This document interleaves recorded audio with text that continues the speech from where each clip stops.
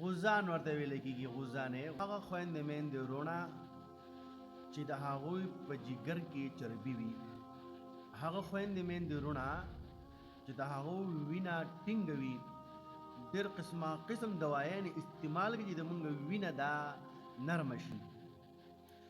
دریم هغه خویندې میندې وروڼه چې د هغو قبض وي، دائمي قبض وي، په میاشتو قبض وي، په کلونو قبض وي، لیکن د هغوی قبض نه ختمیږي او د انسان ته ډېر تکلیف میلاویږي.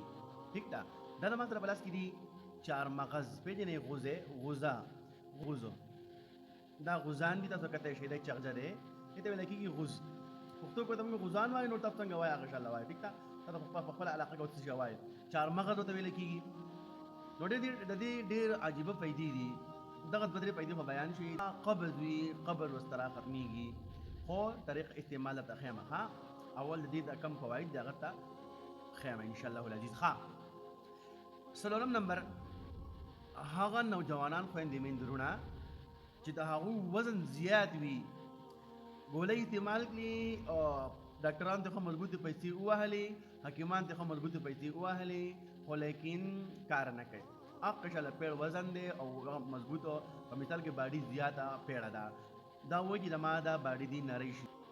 بل هغه رور خور چې د هغې اولاد نه کېږي، هغه خویندې میندې وروڼه چې د هغو اولاد نه کېږي او ډېر پریشانه دي، انتهایی پریشانه دي، او خلک که خیل هم کلی که نه چې چا اولاد نه وي نو خلک پسې ډېر ناشنا خبرې کوي، ډېره عجیبه خبرې پسې کوي.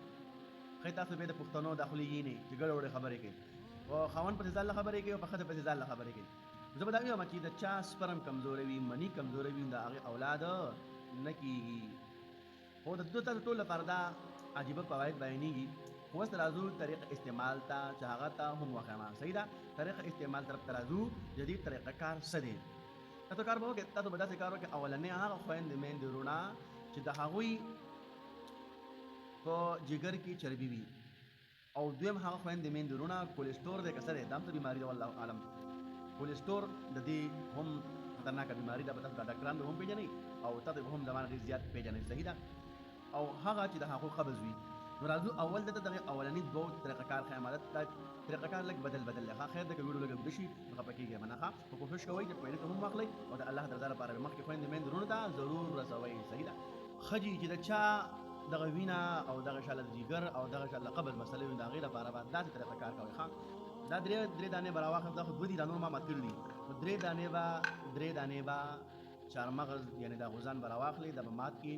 خو سهار او ماښام 2 ورځې صرف سهار او ماښام دا به په نهره باندې 3 دانې مات کړي، به یې خوري ښه خولې مزهدار، او بیا به پسې 2 منټه بعد اوبه وڅښي، تازه اوبه. ښه هېڅ پکې هم نشته چې اوبه به د هر چا که میلاوېږي. ښه دا د کمو کسانو دپاره ده. ګوره چا قبض وي، جګر د هغې چربي وي، وینه ټینګه وي، او چې د چا وزن دا زیات وي، دې لپاره به انشاءالله دا عمل تاسو وکړئ.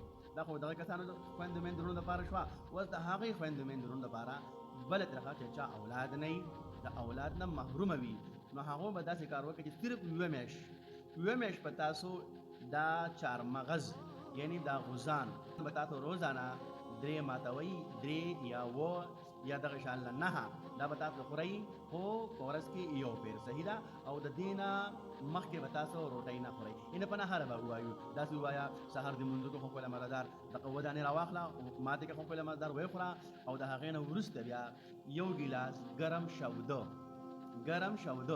مطلب څه چې دا 2 دانې یا 3 دانې تا دا خو ښکلې مزهدار دا ته ماتلل او ودې خوړل، د هغې نه وروسته به بیا ګرم 1 ګیلاس دود د بیزې دا ډېر طاقتور وي. او که چېرې د چا په کور کې بیزه نه وي، یا په اردو کې ورته چیلۍ وایي، دغه چیلۍ نه وي نو غوا میخه د هغې شوده، خو اوریجنلي اوبه پکې نه وي مکس شوي، یعنې خلک د بازار نه اکثر دغه شوده راوړي، په هغې کې اوبه مکس کړي وي، نو هغه ګوره بېکار نه کوي. ګورئ ښه دا به تاسو دغه انشاءالله په دغه طریقه باندې هر ورځ 1 ګیلاس ګرم شوده، او په نهره ښه هغې نه وروسته به تاسو دغه انشاءالله 1 ګیلاس ګرم شوده دا پسې څښئ. انشاءالله که عمل یې ونه کړو که نه، پیدې در نه کړله وروره، زما په دې پیج باندې هم نمبر پروت دی.